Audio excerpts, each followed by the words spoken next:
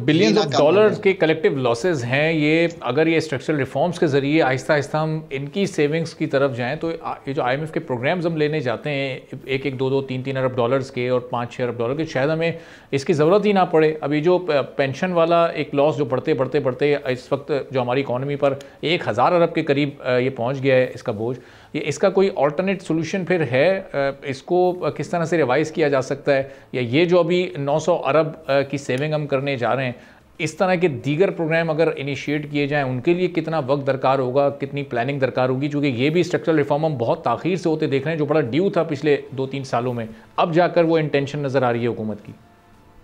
जब भी मेरी आपसे बात हुई है मैंने आपको हमेशा कहा है कि पाकिस्तान की सरकार में क्योंकि हमने ऐसी सलाहियत नहीं बिल्ड की कि हम एसओईज को चला सकें, तो प्लीज इनको जाने दें, टेलीकॉम की तरह, बैंकिंग की तरह। और तीसरा, जिस सेक्टर में आप बैठे हैं, मैं तो 3 कामयाब पाकिस्तान के सेक्टर गिनवा रहा हूं आपको। मैं कोई इंडिया या ताइवान या अमेरिका की तो मिसाल ही नहीं दे रहा। आपका सेक्टर खोल दिया है, कंपटीशन है। पीटीवी ही होता ना आपकी नौकरी होती, ना आपके कैमरामैन की नौकरी होती।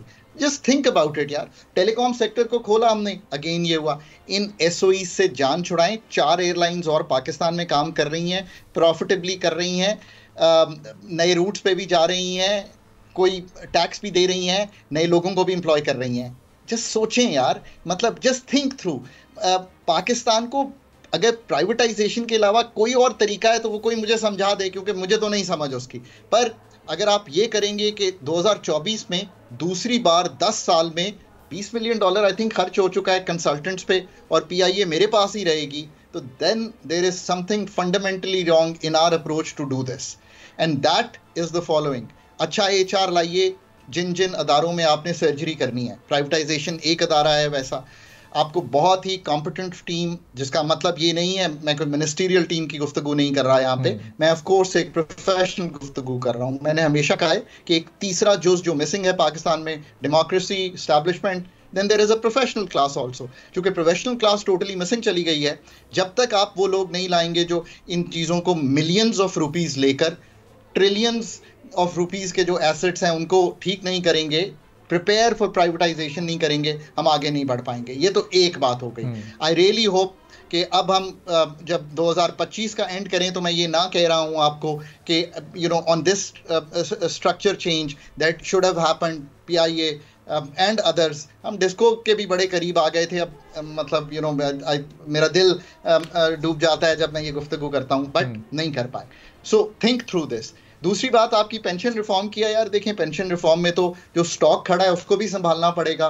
जो नए आ रहे हैं उनको तो ऑब्वियसली डालना ही है कि वो पे एज यू गो पे जाएं। अब ये एक बहुत बड़ा काम है, इसको बिल्कुल करना है, करना चाहिए। इसमें कोई दो आरा नहीं है, ये बोझ संभाला नहीं जा सकता। और हुकूमत को अपना जो साइज है उसको कम करना है। मतलब इसमें तो कोई शक की गुंजाइश नहीं है ना कि कम करना है। मतलब अगर मैं एक मिसाल दूं, अब मैं कहता हूं कि यार डीप ट्रांसफॉर्मेशन की जरूरत है। आप कहेंगे जी डीप समझा दें, आप नई एंट्री बैन कर दें अगले 5 साल के लिए। I really really mean that. देखिए, समझने की बात यह है कि जो रिफॉर्म की डेप्थ की जरूरत है उतनी नहीं करेंगे तो फिर एजेस पे फायदा होगा और कौम जो है उस फायदे को समझ या देख नहीं पाएगी।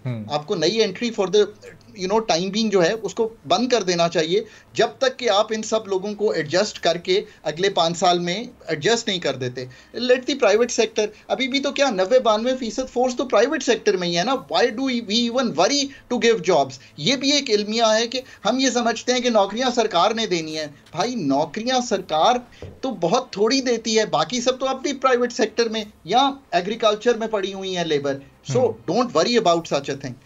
Take the steps which are so deep कि लोगों को इम्पैक्ट होता हुआ दिखाई दे, एंड इट इज पॉसिबल। इन सब चीज़ों का अदराक बड़ा क्लियर है, रिसर्च है, उस रिसर्च को अपग्रेड करना पड़ेगा। ऐसा नहीं है कि हम फौरी तौर पे कह सकते हैं कि ये अपग्रेडेड मौजूद है। इन चीज़ों को अपग्रेड करना पड़ेगा, पर अगर हम ये करें तो ज़रूर ये काम जो है बड़ी तनदही से किए जा सकते हैं। आईएमएफ के साथ कुछ स्ट्रक्चरल बेंचमार्क्स बने हुए हैं, उनको आगे लेके चला जा सकता है ताकि आपको आईएमएफ की पूरी सपोर्ट हो ये काम करने के लिए। बट अब ज़रूरी ये हो गया कि provinces have to fall in line with the thoughts that I have said to you.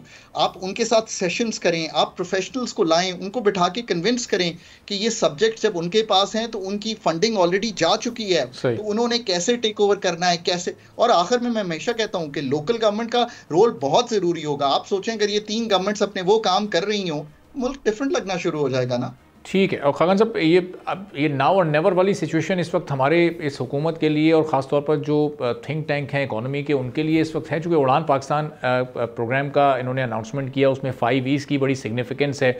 और अगर उन 5 E's के जो टारगेट्स बड़े एम्बिशियस सेट किए गए हैं उन तक अगर पहुंचना है तो उसके लिए भी फिर ये स्ट्रक्चरल रिफॉर्म्स है, ये पूरा रिफॉर्म प्रोसेस जिस पर अभी बड़ी तफसील के साथ आपने रोशनी डाली है, तो ये उसको अटेम्प्ट करना या उसको शुरू करना इस वक्त बड़ा ज़रूरी है, क्योंकि ऑलरेडी 1 साल हुकूमत का गुजर चुका है। अगले 3 साल के बाद फिर वो एक लास्ट ईयर वो इलेक्शन ईयर कहलाता है, और उसमें जब हुकूमत ने एंटर होना है तो आगे की भी तैयारी करनी है। उड़ान पाकिस्तान भी उस वक्त 2-2.5 साल गुजर चुके होंगे।